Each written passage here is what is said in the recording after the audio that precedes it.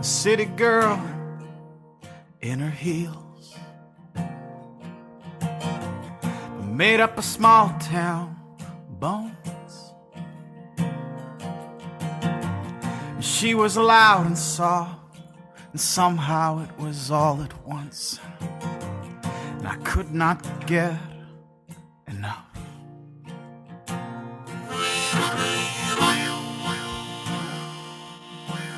Welcome to Acoustic Conversations, everybody. It is 2009. It is great to be here, to be gathered around the mics and the guitars. My name is Pete Wright, and I'm sitting here with Kurt Siffert. Kurt, hello. Hi, Happy New Year. It is nice to be back. Can I say nice to be back when it's at my house? Nice to still be here. Wow, I don't know. I guess that's okay. You haven't moved. The velour is still comfortable. And we are here with our first artist of 2009, Tyler Stenson. Hello, man. How's it going, guys? It is going really well. It's great to have you here. It's good to be here. We're very excited to hear you play a bit for us tonight, and you're going to do some new tracks. I'll do some new tracks, some rarely heard standard tracks, and probably one oldie but goodie. Very nice. Well, we're looking forward to it. We ran into Tyler. I had not heard you before. I'd heard that you were the Portland Songwriting Association Songwriter of the Year in 2007, right? And that was your second. Yes. Your second win of that particular award. Yeah. But then I hadn't heard you sing or perform until just a couple of weeks ago at the West Coast Songwriters Association performance. You did a couple tracks. They were just fantastic. So really excited to have you on the show. Why don't you start out with a song here? Okay. Tell us what you're gonna play, and I'll start with the new one. Excellent. Just finished this one. It's a song called "You Already Know," and it's it's a pretty standard tale about boy meets girl and it doesn't work out, and I suppose it's a true story.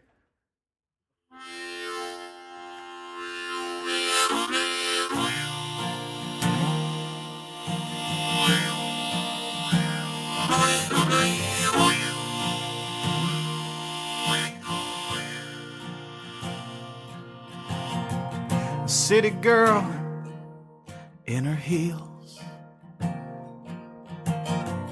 made up of small town bones. And she was loud and soft, and somehow it was all at once, and I could not get enough.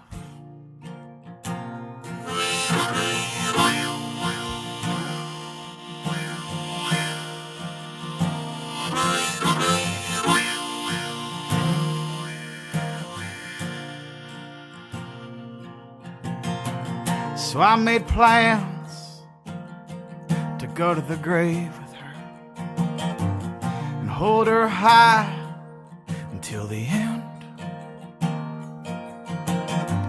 But she's impetuous, but then there's me, maybe twice as much, both too hell-bent to bend.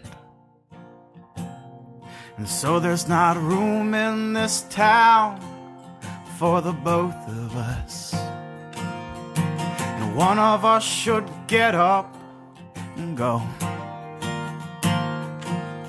And I drove by your house, oh, to tell you how I feel, but it looks like that's something you already know.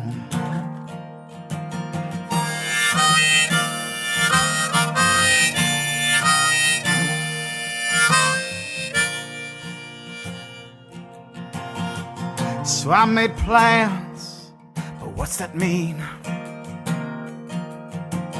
It means I became not myself. But you were drifting left, and me, I was falling down. But that's a book for shelves. And so there's not room in this town for the both of us, and one of us should get up and go.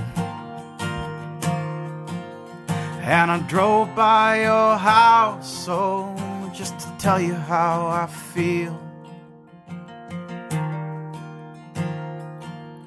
But it looks like that's something you already know.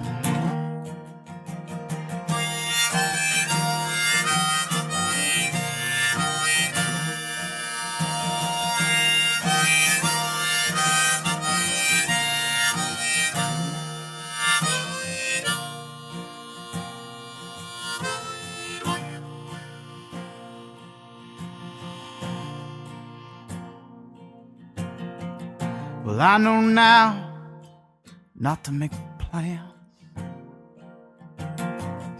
Don't fall in love with the breeze.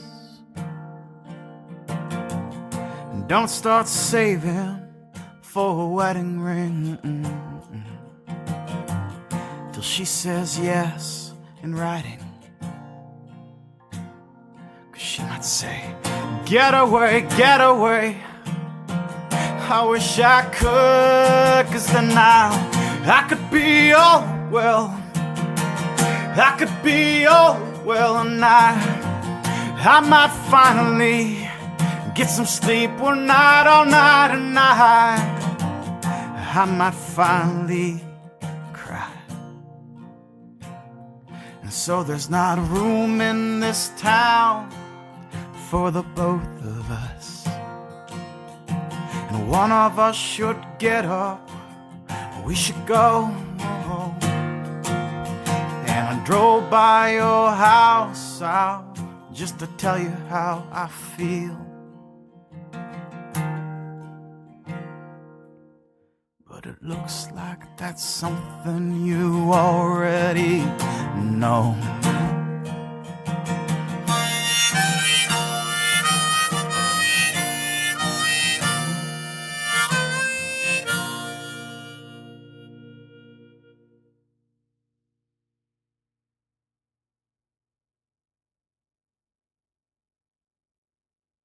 Beautiful.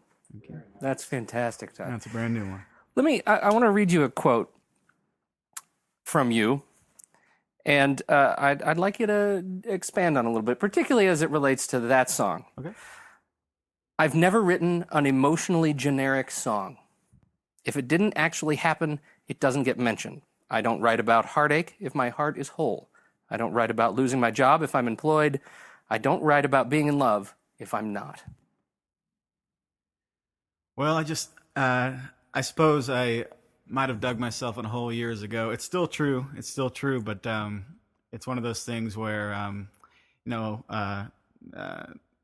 considering I'm borderline country music does a lot of that, machine type of songwriting where, you end up getting Garth Brooks singing it, who's clearly employed, and stuff like that. And so it loses, to me, a lot of its heart. And so I made a pact with myself years ago that I would only write songs that were true at the time. Again, sometimes a song takes 2 years, and I'll expand on heartbreak, and I may have a girl at the time. But when the concept is schemed, it's true to the core.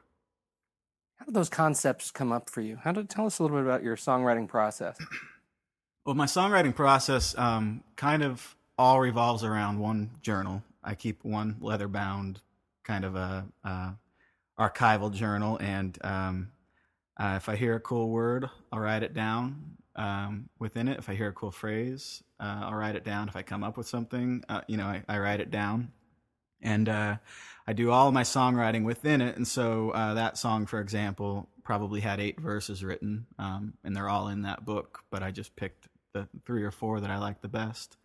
And so what I end up doing is I take my idea, and I actually spend years writing songs, because what I do is I play them live even when they're not done. So even if I'm mumbling incoherently, what I come to find is that certain vowels pop up in certain places and keep repeating themselves, certain alliterations. You start filling in the blanks with words. I end up drawing a little map where it's like, well, this line wants to end with an O.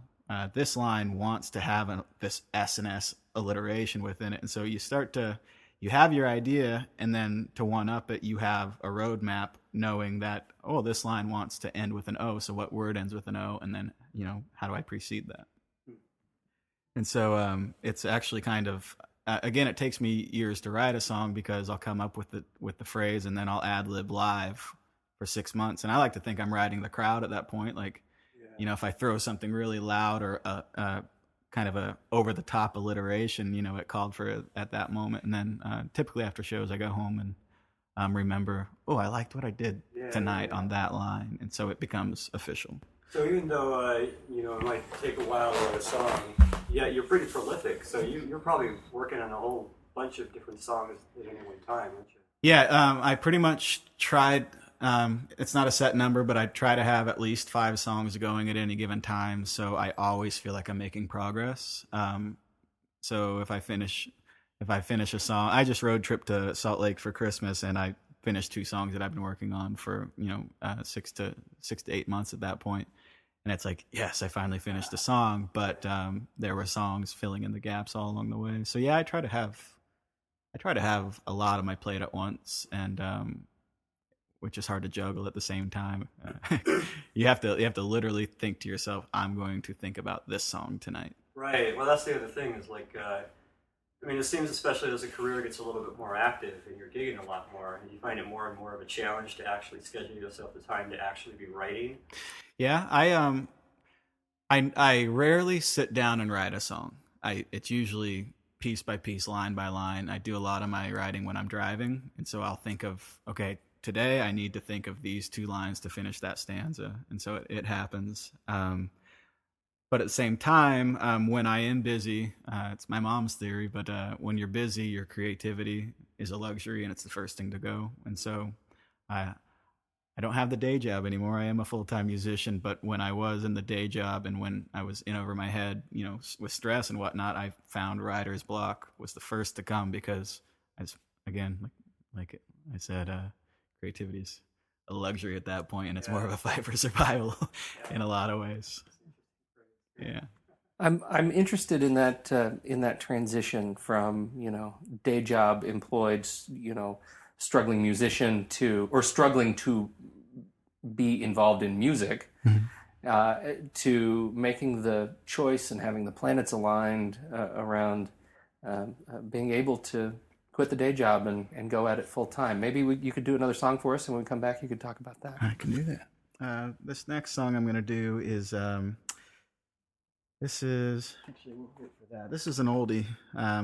It's a single off of my Lander album. I had a band for a while that I wrote and I put together and wrote the songs for, and this was the single. And it's kind of a rockin' tune, but it was actually originally written in this format.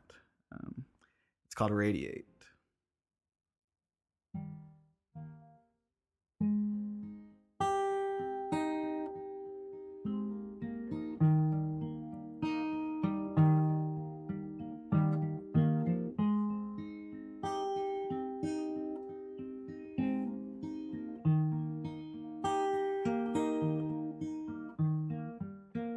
She took back the sunlight that she gave me and disappeared down the loneliest highway.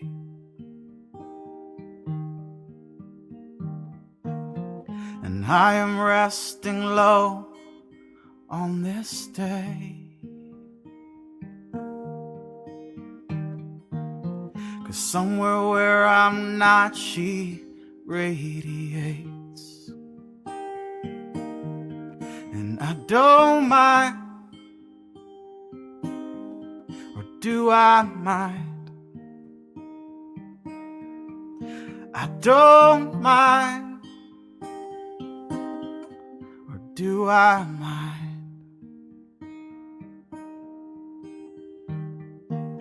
'Cause in the night the light is about to burst, and all those good lines, they get lost in the verse.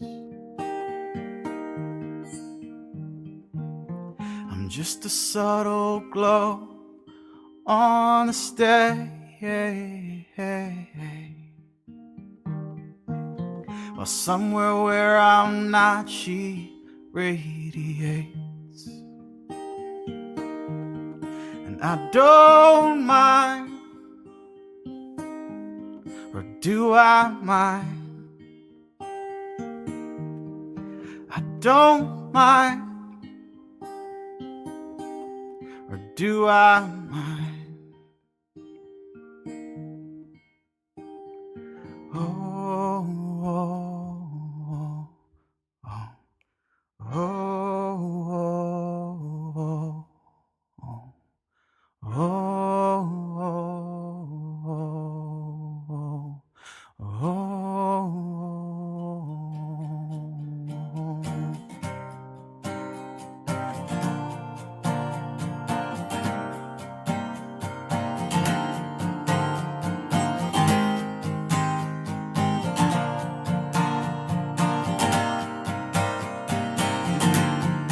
I don't mind,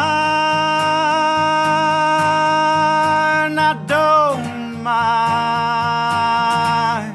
I don't mind, I don't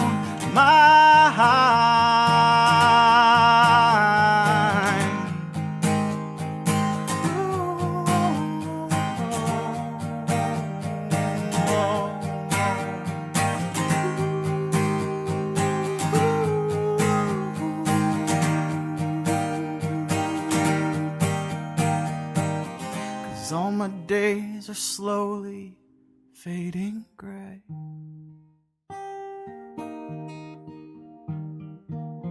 Well, somewhere where I'm not, she radiates.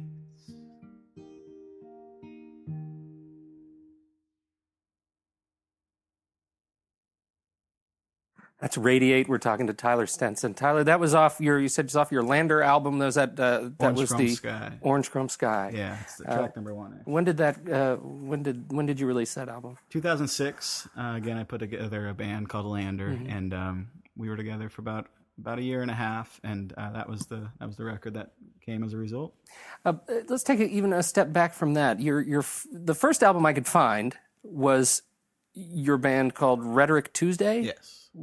When did that start? How did that band come about, and how did that lead you through where you are today? Rhetoric Tuesday. So I started playing music in about 1999, thanks to my mom. She recognized the fact that I could sing. She had me singing my whole life, and so she pushed me into vocal lessons. She's like, "Do you want to take vocal lessons?" I was like, I was an athlete at the time, and so I was kind of like, and you come from a very large family. Yeah, family of 10 children. My mom, as long as I can remember, had us all singing, and Christmas Eve. It's hard to believe she could find you. That's a very good point.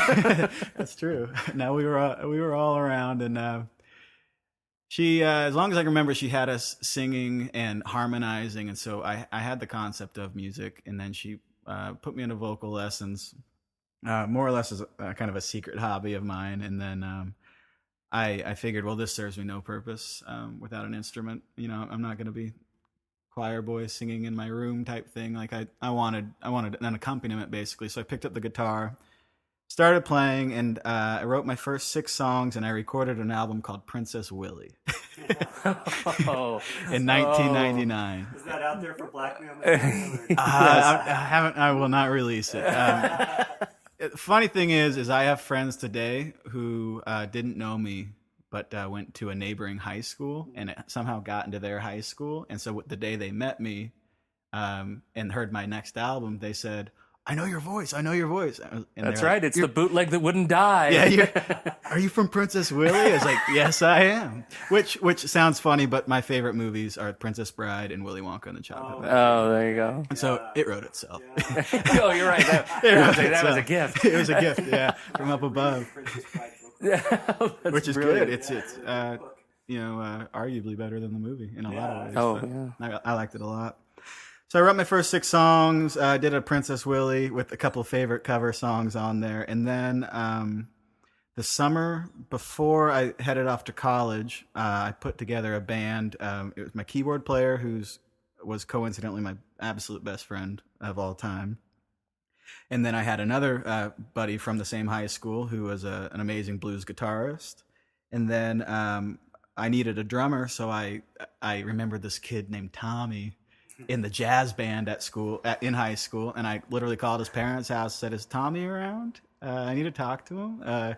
And he was happy to do. So it was a summer project in a lot of ways, and we recorded a 6-track EP, I guess they call it. And to me, it was magical. The Rhetoric Tuesday Low Ceiling album was arguably I had more fans on that album than I do now. It got some great exposure, and I even lost some fans with my new, because it was a lot more pop rock, and so I've even lost some fans to my new, more intimate style. I'm very interested in this discussion of character in your songwriting, because I mean you're absolutely right. I mean, when I listen to sort of your catalog, it really spans this sort of pop rock to kind of the revisioned Darius Rucker, to the country undertones, to, frankly, if you listen to the right songs all in a row, you might think, boy, Tyler Stenson's not a happy guy. Yeah, it's true. It's true. How does that character shift over time for you? How does your character as a poet and a musician change over time too? Well, a lot of it involves wearing my influences on my sleeve. Back in the day, I make no denial to I was a Counting Crows fan, huge. And so Adam Duritz, even today, as a poet and as a lyricist, is in my eyes top notch. You can hear it. You can hear Perfect Blue Buildings is in your voice, man. Well, that's the thing. I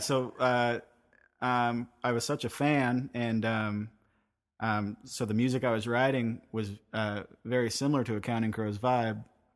And it started to plague me in a way where, again, that record got great exposure, and I literally heard from some powers that be, lose the blatant influence and we'll talk type thing. And so a lot of me actually abandoned listening to music too much. I went for a while, and even still now, I don't listen to a ton of music because I tend to wear my influences at the time on my sleeve. And so what I ended up doing is kind of returning to my roots, because the reason I'm a singer today is because of country music. And it was, it's like Garth Brooks is the reason I'm singing today. But then I remember probably in 2001 or 2000, I saw Dave Matthews and Tim Reynolds on Storytellers, VH1. And brilliant. It was so brilliant. Absolutely brilliant. As a younger me saw that, and it immediately turned me on to the abstract, like writing abstractly. Like Dave Matthews, just all of his stuff isn't, because country is very superficial in a way, or at surface level. You were or you were not drunk the day your mother got out of prison. Yeah, you were or not. Binary. And so I was a country bumpkin. I just loved country music, but then again, Dave Matthews turned me on to the art of writing abstractly, and it's not all it appears to be type thing. And so I picked up the guitar because of Dave Matthews. I started writing more poetically because of him. And then Rhetoric Tuesday came about, and again, it was very feel-good pop rock. I was in college, and so I wore that on my sleeve. It was very ho-hum type, I'm in college without a care in the world. And so again, I wrote about what I knew, and I had a long-distance girlfriend, so a lot of it had to do with love and longing from a distance. Love and longing, yeah. It's rich material for music. It is. It plagues my music. I'm happy to tell you it's not all about one girl, and so I like to tell people that because it doesn't mean I'm stuck in one area necessarily. But so the Low Ceiling was recorded here in Portland, and it was my first professional recording. And again, to me, it was magical. To this day, I'm proud of it for what it is, even though it's not me anymore. I still revisit some of the songs. And then we did a live album in studio, but all done live, and that was called the Moose Live Lodge. at the Moose Lodge. Moose Lodge. Yeah. Okay. So the Moose Lodge sessions. Okay. And so I'm probably gonna. That's not released yet, but I'm getting some knocks on my door from old Rhetoric Tuesday fans. So I'll probably release a best of Rhetoric Tuesday album, just a throwback kind of. That's great. And then, I guess moving on to Lander. It was the next logical step. I wanted to. I lost some members. on good terms, but it wasn't the same band as it was. So I kept trying to drag Rhetoric Tuesday. I kept trying to keep it alive, but I had lost my best friend / keyboard player to East Coast marriage. Happy for him, but it was his time in life to take off. The guitarist had his own project going. My drummer went long distance. So I just was losing people. And so I said, well, now is the time to start fresh. I'm a new writer. The name Rhetoric Tuesday, when you're at a bar, never came across clearly on the microphone. And people could never pronounce it correctly or spell it correctly. So I went with my namesake for Lander was the town I was born in. Completely unmistakable how to spell it. And it did have that kind of a bit folk rock. We called it epic folk, actually, at the time. Epic folk is a cross between Dave Matthews and Power Country. Well, I would basically go to my band with these borderline country songs, and then a 5-piece rock band turned it into kind of a soaring, atmospheric. It kind of had even a Pink Floyd-ish. You end up with more of a jam session. Yeah, it kind of was a tunes, jam band country, and so we coined the phrase epic folk because it was just epic. Move into the present a little bit. Your most recent album is called "See That Gleam." See That Gleam, and a very different tone from that sort of jam history. Well, I will do. I'll do a track called "Better Be Us All." Actually, this is a song I wrote for my brothers and one of our mutual best friends, but and I suppose for all the songwriters out there.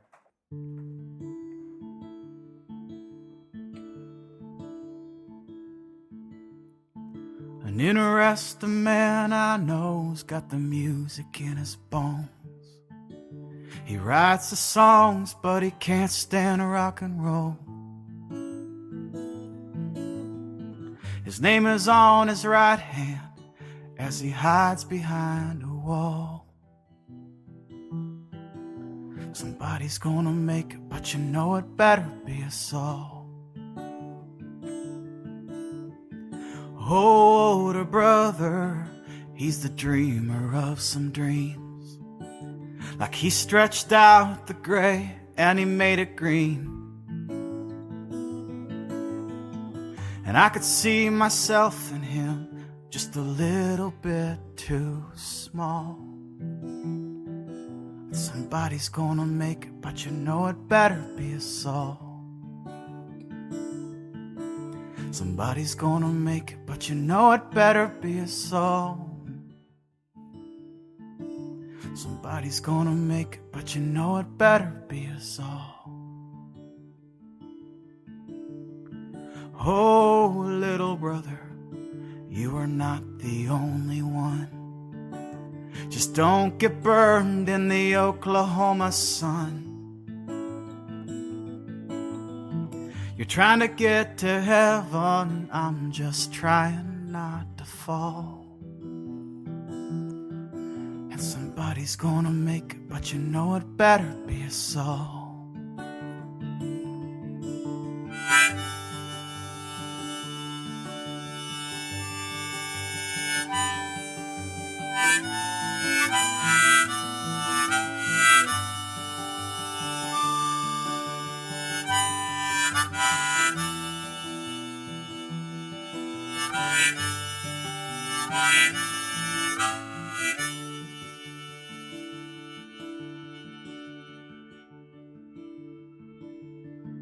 I'm a music maker, trying to make a dream.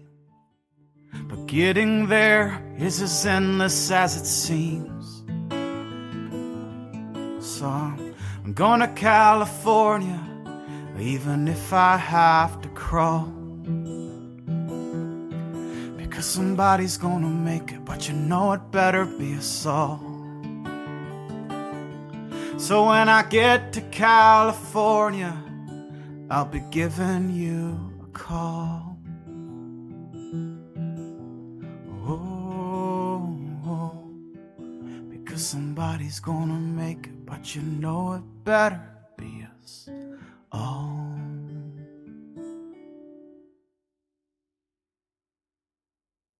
Do you know After you finished writing a song, do you know intuitively that that's a song people are going to be humming when they leave one of your shows? No, I suppose on the onset of writing a song, like one of the newer ones I'm hoping to do tonight, you know when a song's more commercially favored than the next. But my favorites that I can't get out of my head are far different than the general public.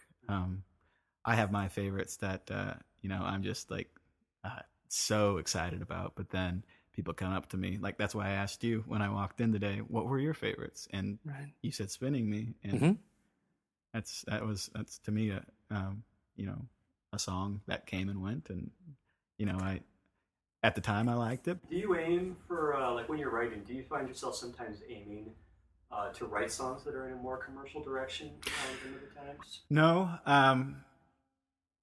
my mentality from the get go, and it involves my character, I suppose you could say, is my goal is to not make you bob your head and snap your fingers. It's to put a lump in your throat.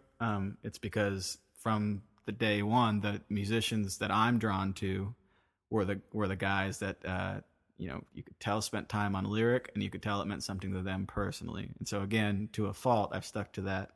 Not to a fault yet, but I think people have told me it'll put me in a corner eventually, which may or may not be the case. But I try to stay very true to my character, my brand, I suppose you could say, and keep it very lyrical. And come what may, they tend to not be that commercial because of it. But I hope to have more of a cult following in the end because of it, rather than a flash in the pan, Right. Instant gratification type thing. And this actually kind of comes into some of the common themes that have actually come up in prior episodes. Sort of like the different definition that musicians have about what it means for them to make it. Mm-hmm. Like in terms of what your goals are far down the line. Like how do you envision it? How big do you want to be? Do you have like a ceiling and how big you would like things to get, or kind of what does musical success mean to you? Yeah, I had this conversation recently where I've clicked into the mode of I have made it, in terms of I have people who I've never met before emailing me telling me that my song has changed their life. I've had people come up to me after shows who I've never met, shaking my hand with that look in their eye, like you made my night type thing. And because before, a younger me wanted to be the rock star, Yeah.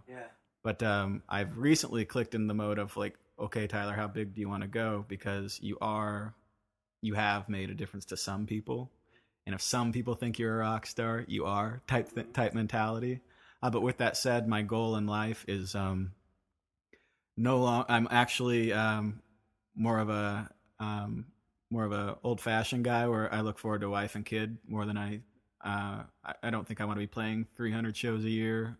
I'd like to keep it pretty in-house, and so my goal is, as long as it's a livelihood, I've been where I want to be. And then again, you hope your albums that you put out eventually, just that cult following is worth more weight in gold than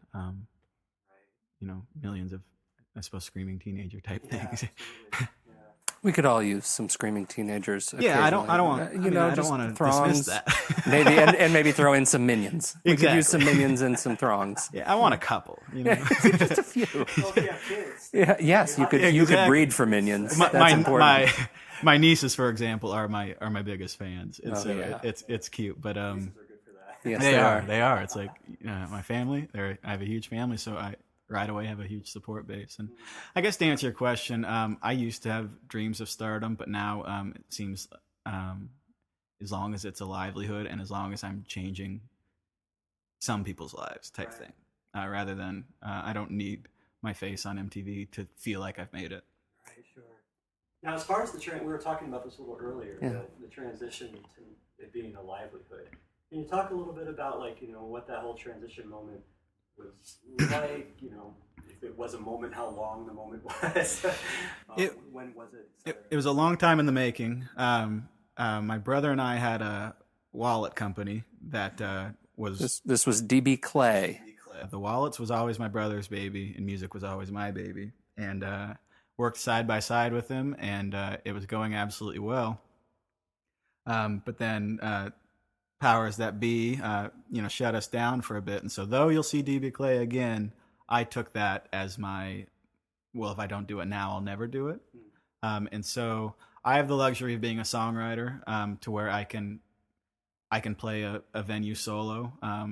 So I have that luxury, rather than being a professional guitarist, for example, where you're dependent on a band making it or something like that. I have the luxury to where I can play a lot of private parties. I can stay busy. I can play public venues. And so to me, it was a long time coming, but it was just that moment of, take the plunge while it's there. And so October 15th was the official last paycheck, I suppose you could say. And That's fantastic. So it's 4 months, 3 months, and here I am. And my spring is booked, and my summer has even got a lot of festivals and stuff. And so it's a lot of faith, and I rely a lot on my network in terms of, I emailed people pretty blatantly saying, I can only make this work through you. And so I've had a lot of people hire me for private events and festivals and that sort of thing. And so there's a leap of faith by every extent of the word, but when it logistically can work or not. Right. And did you experience, like, when you didn't have that backup plan anymore, did that actually kind of, maybe it was just the fear of it or something, but did that help create more opportunities just because you had to? Well, I'll tell you right now, there as a musician, I can work 10 hours a day on the internet. Yeah. Filling out applications, answering interview questions, beefing up my MySpace page, stuff like that. And so, but with a day job, you don't get a lot of time to do a lot of that stuff that really does help a musician. Just the guerrilla marketing type thing. Sure. And so it was a leap of faith and it was a plunge, but at the same time, you can stay busy all day long, even if you're not. I tell people 10% of what I do is playing music, 10% of what I do is writing music, and about 80% of what I do is, I suppose, spamming people. In a lot of ways. Marketing. Yeah. I don't know if I even answered your question there, that's but great. Yeah.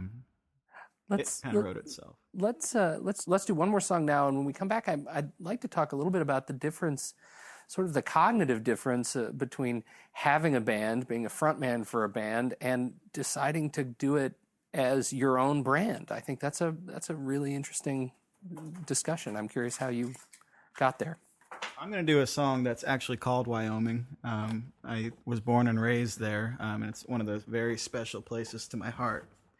And so I did a little research on the state itself, actually, to try to do some justice to it. And to me, it's a tribute to the last good plot of land, is how I kind of preface it. But if I can tell a little bit of a story, I think the coolest thing I found when I did the research was Lewis and Clark went trudging through Wyoming, and they documented in their journal what they had found. And then they took it back to home base, and everybody read about this mountain range pinned up against the prairies, and just majesty.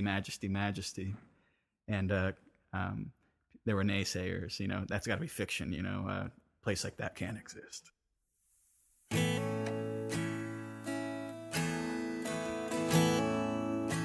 The world started to run.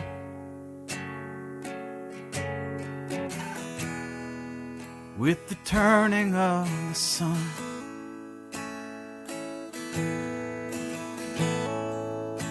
And cities rose from towns.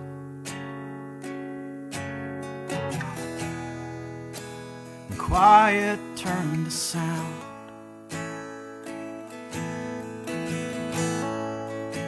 But that place stayed the same.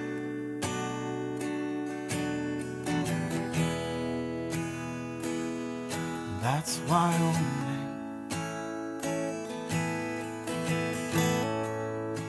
And so the legends say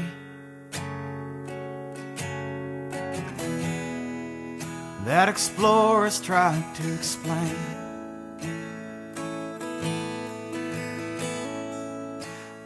beauties that they found.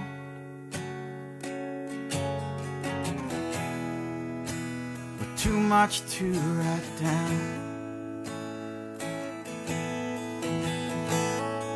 And so it's fiction they believe.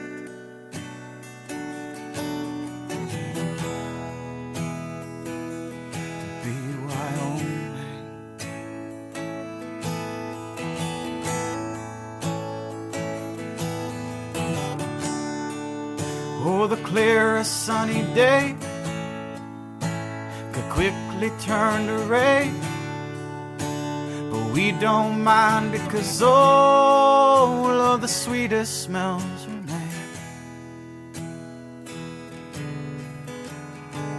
And I know Adam's never seen such a scene, and neither Eden or his dream.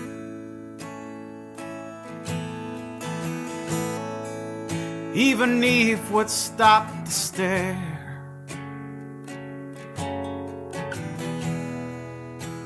at God's most perfect square. Well, that's one thing I believe.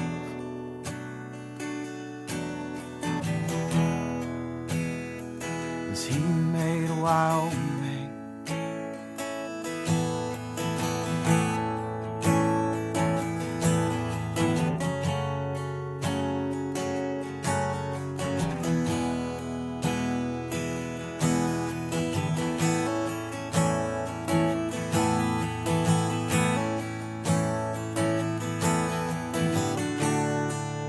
Oh, the clearest sunny day could quickly turn to rain, but we don't mind because all of the sweetest smells remain.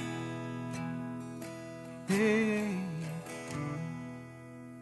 And all the years hang on the wind above this last good plot of land. I hear its echo in the trees, and I hear its whisper on my knee. Or even dust can't be a king.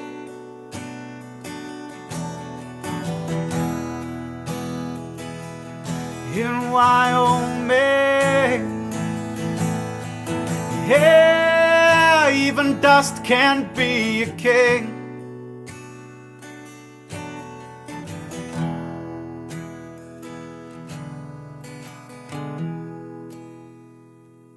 In Wyoming.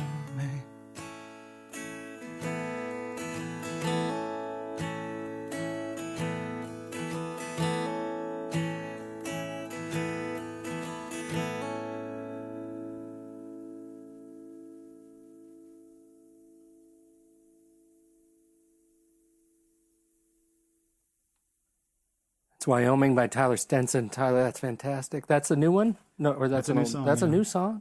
Yeah. That's beautiful. What did it take for you to make the decision to brand yourself versus to really focus on the band, on Lander or Rhetoric Tuesday? Kind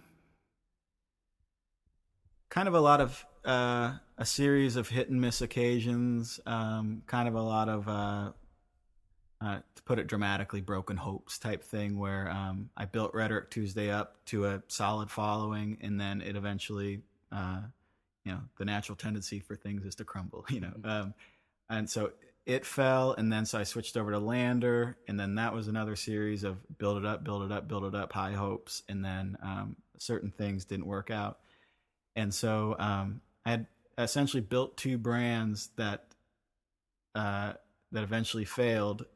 And then I looked back and I felt I had wasted 6 years of Tyler Stenson because I had written all the songs.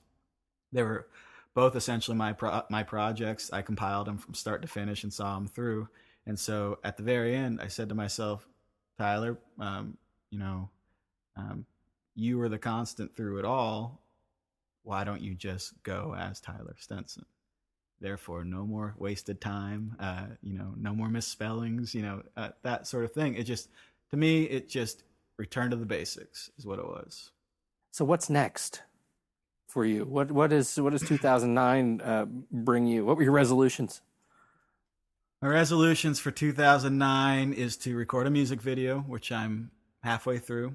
I've got the playing portion down, but there's going to be a storyline to it. So you got to have the soap opera. Yeah, we need to shoot the story. Need drama. Yeah. So my resolutions are to complete a music video, to play at the Aladdin Theater. That was kind of a not superficial, but a blatant. I want to play at the Aladdin this year. I want to do my first tour. I've done individual performances all over this country, but I have never, done the romantic, get in the car with the guitar and set out. So live in your car for 180 days. Exactly.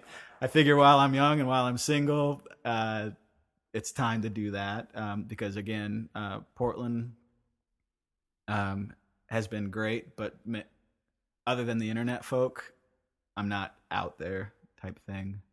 So that was a New Year's resolution. And then again, is to take this thing I'm doing musically and establish a business out of it. I had the opportunity to speak to one of the accounting representatives for the Rolling Stones, and I picked his brain for an hour and a half. Wow. About how a guy like me owes the least amount at the end of the year, and and how to be legitimate. I'd like to owe the least amount at the end of the year and not be in jail as a result, whatever that takes. And I want to live a good life, Yeah. And so basically managing finances, but I want to legitimize as much as I can. And my goal is just to take this thing that I'm doing in 2009 and to just solidify it. It's no longer call it the plunge, call it the business. The business. It is what I do. Let's do one more song before we close up here. What are we going to hear? It's a brand new song. It's called The Road. I just finished reading a book called The Road by Cormac McCarthy. Sure, Yeah, and it's a bleak, dark book. It's the book is about a father and a son, and they're the last couple humans on Earth, and so they're each other's world entire is the quote, and the whole book is about them walking down a road to the coast to try to find food and supplies and stuff. And they're all they had. And so I decided to write a sweet song. I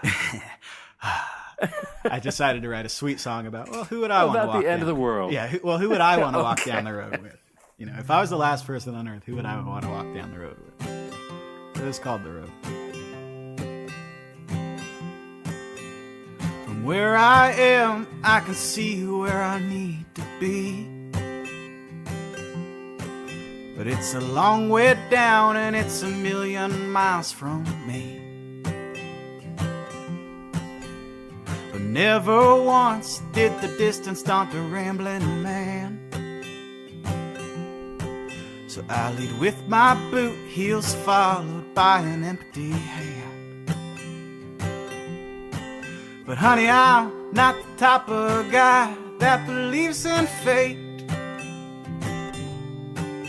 But I'm also not the type to deny how well you're made. And since I like the way you move, I'm prepared to wait till you're ready to go. 'Cause all I'd give to have your hand on my way down the road.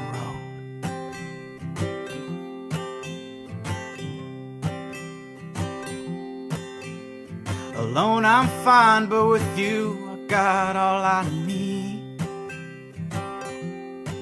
And you can finally get your sleep with that same comfort in me.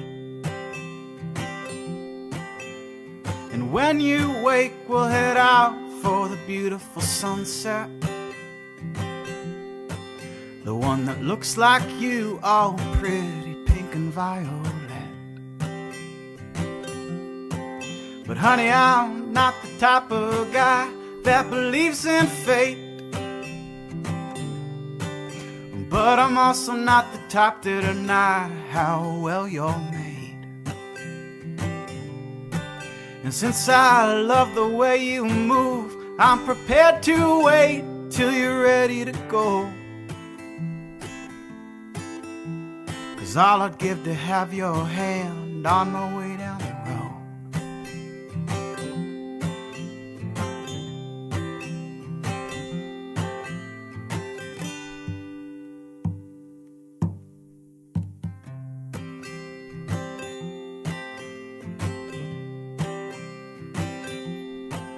So from where I am, I can see where I need to be. But it involves a road and I want you walking with me. Well, honey, I'm not the type of guy that believes in fate. But I'm also not the type to deny how well you're made. And since I'm wild about the way you move, I'm prepared to wait till you're ready to go. 'Cause all I'd give to have your hand on my way down the road.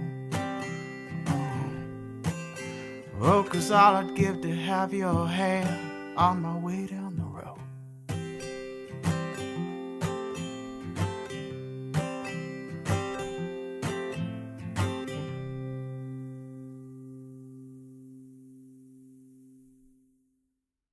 Well, no, that's a very sweet song. There we go. See, I've got a couple. I wasn't depressed by that at all. Well, that's the thing, is that the book was so bleak and gray. I finished it going, well, there's a message behind this, but I want it to be a good one. You know, when you perform that song, you should put a PowerPoint or something up with just pictures of the end of the world behind you.